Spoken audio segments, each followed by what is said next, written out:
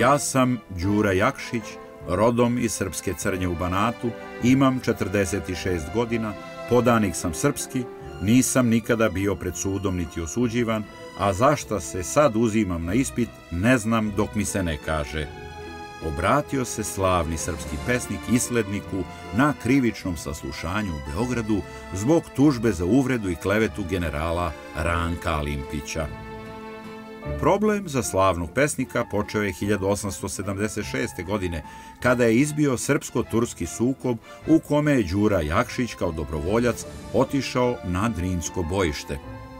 Kao ratni izveštač, kritikovao je veoma loše i nevojničko ponašanje elitnog srpskog generala, kneževog rođaka Ranka Alimpića, koje je sa puno sarkazama opisao u novosadskom kalendaru Orao. General Ranko, kicoš su fitiljeni plavi brčići, kosa frizerski uglađena, a na uniformi nijedne prljave pegice. Alimpić se naljutio i naredio da šabačko tužilaštvo optuži pesnika za klevetu i uvredu. Bili su to teški dani za Đuru Jakšića, koji je bolestan završavao istorijsku dramu Stanoje Glavaš. Osuđen je na 15 dana zatvora, samo da se zadovolji moćni general. A istog tog dana održana je premijera njegove drame Stanoje Glavaš u Narodnom pozorištu. Beogradska publika, koja je znala za suđenje, Đuru Jakšića pozdravljala je ovacijama javno u znak podrške. Međutim, ovu kaznu Đura nikada nije izdržao, jer je 26. novembra iznenada umro. A tek 26 godina kasnije objavljen je u novinama tekst Od čega je umro Đura Jakšić, u kom se navodila zastrašujuća pozadina smrti velikog pesnika.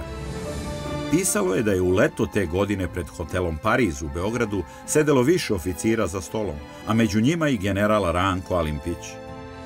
Pored njih je prošao Đura Jakšić i malo dalje sretne jednog seljaka koji je terao goveda. Đura izvadi iz džepa jedan dinar i rekne mu: kad prođeš pored kafane Pariz, ti priteraj volove bliže onoj gospodi što sede ispred, udri kojega vola štapom pa reci: šta se ustežeš kao Ranko Alimpić na Drini. Seljaka su oficiri odveli u policijsku stanicu, gde je rekao komu je platio da to uradi. Ubrzo su pesnika jedne noći ispred kuće u Skadarskoj ulici pretukla dva muškarca. Bila je to osveta generala za poniženje. Strahovito povređen od posljedica batina, brzo je preminuo. Jakšićevoj sahrani prisustvovala je polovina građana Beograda od 25.000, koliko je tada živelo u našem gradu. Neki revnosni ćata napisao je narednih dana: pošto je Đura Jakšić umro, to se ovaj predmet za svršen smatra i akta u arhivi ostave. Tako nas je tragična smrt spasla poniženja da utamničimo pesnika. Nalogodavac ubistva nikada nije snosio kaznu, osim one da je ostao zauvek upamćen u srpskom narodu kao simbol zverstva i sramote.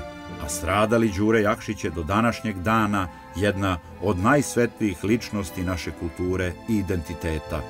Kosmička pravda je zadovoljena.